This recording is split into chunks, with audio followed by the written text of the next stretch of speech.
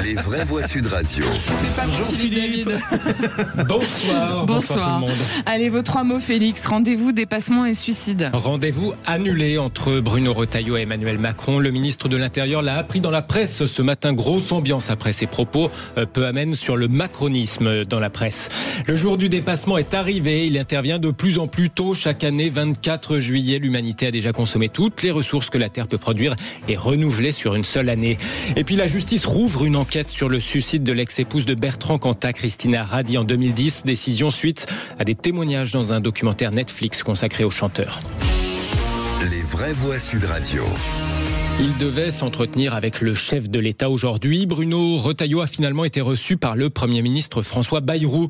Mieux, le ministre de l'Intérieur a appris ce matin dans la presse ce lapin présidentiel. Rendez-vous annulé après ses propos dans Valeurs Actuelles sur la fin du macronisme. Ni une idéologie, ni un mouvement politique. Un en même temps synonyme d'impuissance, avait-il dit. Dans ce contexte tendu, le ministre de l'Intérieur s'est exprimé sur son maintien au gouvernement tout à l'heure. La démarche que j'ai faite, que nous avons faite collectivement avec les 6 autres ministres LR d'entrée au gouvernement, qui a été encore une fois une décision non pas individuelle, ça n'a pas été du débauchage, pas du tout. C'était collégial, collectif et réfléchi. Eh bien, cette décision, tant que cette mission que nous nous sommes donnée de stabilisation, de décisions qui sont conformes à l'intérêt national, conforme à des convictions, eh bien, tant que ces décisions iront dans ce sens-là, il n'y a pas de raison que je quitte le gouvernement. Si un jour il y avait un obstacle, pour une raison ou pour une autre, j'en tirerai bien entendu les conséquences. Bruno Retailleau tout à l'heure dans le 20e arrondissement de Paris lors de la présentation de son plan anti-mortier. Rizlan Sileka, on est d'accord, il s'amuse un petit peu avec son ministre, le président Macron. Déjà hier, il y a eu un tacle, hier, oui, c'est ça, en Conseil des ministres. Il s'amuse avec lui. La riposte n'est pas gentille. En tous les cas, Bruno Retailleau, je veux dire, il a fait beaucoup de bourdes, si je peux me permettre, d'un point de vue aussi diplomatique avec l'Algérie. Donc je pense qu'il a vraiment mis aussi la France, d'un point de vue au niveau des relations, je dirais diplomatiques, ça les a mis vraiment dans une situation assez complexe.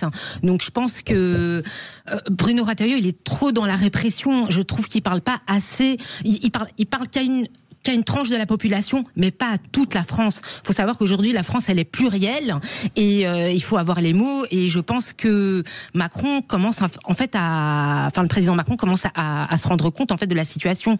En tout cas, ça c'est ma vision personnelle. Et Mathieu Davy, est-ce que c'est pas le ministre qui s'amuse avec le président plutôt ? Je suis assez d'accord. Attention, le Retailleau, c'est un candidat à l'élection présidentielle possible, donc un successeur, un adversaire du camp macroniste. Donc attention, il y a un jeu de chat et chien entre les deux, et d'imposer son style et d'imposer la vision de 2027 qui, pour l'instant, va plutôt dans le sens de Retailleau. Félix Mathieu, votre deuxième mot, c'est dépassement. La Terre a consommé aujourd'hui toutes les ressources que la Terre peut renouveler pour 2025. Oui, l'humanité vit à crédit écologique à partir d'aujourd'hui, selon les calculs de l'ONG Global Footprint Network. Autrement dit, en un peu moins de 7 mois, l'humanité a consommé tout ce que la planète peut produire en un mois. Ce jour du dépassement intervient donc ce jeudi 24 juillet, mais il intervient de plus en plus tôt chaque année, explique Jean Burkhardt, directeur de plaidoyer du WWF France. Quand on a commencé à calculer le jour du dépassement en 1970, le jour du dépassement tombait le 29 décembre. Donc on voit que d'année en année, l'humanité consomme davantage de ressources et aussi la planète produit moins de ressources puisque le changement climatique, les événements climatiques extrêmes que nous connaissons, sécheresse, inondations, feux de forêt, participent à diminuer les ressources disponibles. Les ressources qui sont prises en compte, ça va être le bois, ça va être l'eau, ça va être les sols, mais la ressource la plus importante qui est prise en compte, c'est le carbone, c'est-à-dire notre capacité, la capacité de nos forêts, de nos océans à absorber le carbone. Et évidemment, au bout d'un moment, les forêts, les océans ne peuvent plus absorber le carbone. Et c'est donc du carbone qui vient s'ajouter à l'atmosphère et donc contribuer au réchauffement climatique. Jean Burkhardt, le directeur de plaidoyer du Fonds mondial pour la nature en France, le WWF, au micro de l'agence France Presse. Le jour du dépassement qui interviendrait d'ailleurs le 19 avril, ce serait encore plus tôt, le 19 avril, si toute l'humanité consommait en moyenne comme les Français. Félix, troisième mot, suicide. Le parquet de Bordeaux rouvre une enquête sur la mort de l'ex-épouse de Bertrand Cantat, Christina Radi. Oui, Christina Radi qui avait été retrouvée pendue chez elle en 2010, 7 ans après le meurtre de Marie Trintignant, pour lequel le chanteur du groupe Noir Désir avait été condamné. Le parquet de Bordeaux annonce donc rouvrir une enquête sur d'éventuels faits de violence volontaire commis par le chanteur sur son ex-épouse avant son suicide. Bonsoir Paul Vinel. Bonsoir Félix Mathieu. Le parquet a pris cette décision suite à des témoignages inédits contenus dans un documentaire Netflix. Décollement du cuir chevelu, des bleus, des hématomes, voilà ce que décrit un infirmier interrogé dans le film de Rockstar à tueur, le cas Cantat, publié sur Netflix en mars dernier. Ça signifie très probablement que Christina Radi a été violemment attrapée ou traînée par les cheveux, selon ce même infirmier. Il dit même avoir consulté par curiosité son dossier aux archives d'un hôpital de la région bordelaise à l'époque où il était encore intérimaire. Autre élément sur lequel va s'appuyer le parquet de Bordeaux, un livre enquête publié en 2013 qui évoquait un message de détresse qu'elle aurait laissé à ses parents. Elle y parlait d'un enfer et d'un cauchemar au quotidien. Le parquet de Bordeaux avait déjà ouvert une enquête suite à des plaintes déposées par l'avocat du dernier compagnon de Christina Radi, Yael Mellul. Elle affirme avoir même de nouveaux témoignages à transmettre au parquet de Bordeaux. Les précisions de Paul Vinel pour Sud Radio. Oui, cette piste du suicide forcé qui a été portée par Yael Mellul, qui se fait vraiment se poser des questions sur les conditions du suicide ou pas d'ailleurs de Christina Radi, Rizlen Selika. Oui, absolument. En tous les cas, moi j'ai regardé la série, une série Netflix qui est vraiment poignante, qui est très bien faite, qui a été réalisée en co-réalisation avec Karine Dufour, qui est une très bonne réalisatrice. Et oui, il y a donc des révélations inédites. Et même en tant que femme, j'ai trouvé ça mais complètement déstabilisant de se rendre compte en fait que cette personne a pu se produire encore sur scène, et aussi la désinvolture du témoignage en fait de Bertrand Cantat. Donc vraiment j'étais sous le choc, et j'encourage les auditeurs à découvrir cette série. Mathieu Davy, qu'est-ce que vous, en tant qu'avocat... Pour moi, le dossier Cantat, c'est un des dossiers les plus scandaleux du XXIe siècle.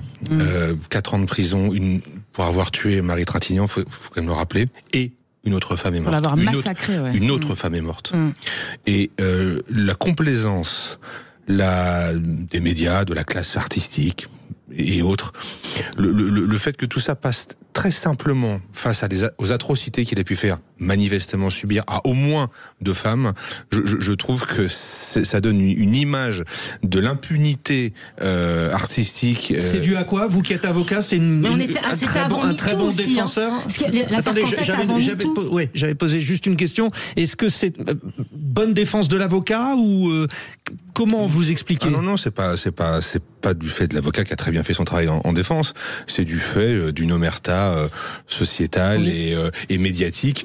Et de l'industrie musicale. C'est les médias qui prennent la décision. Bertrand Cantat était intouchable d'une certaine manière. Mais on se souvient du passage de Lio chez Thierry Ardisson, d'ailleurs. J'ai pensé beaucoup à elle ce matin. J'ai pensé à Lio et je me disais, mais quel travail elle a fait.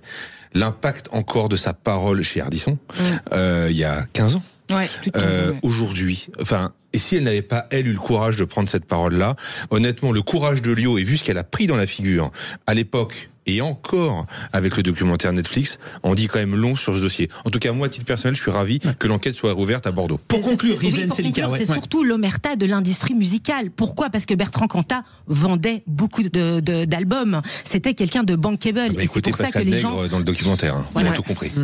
Producteur.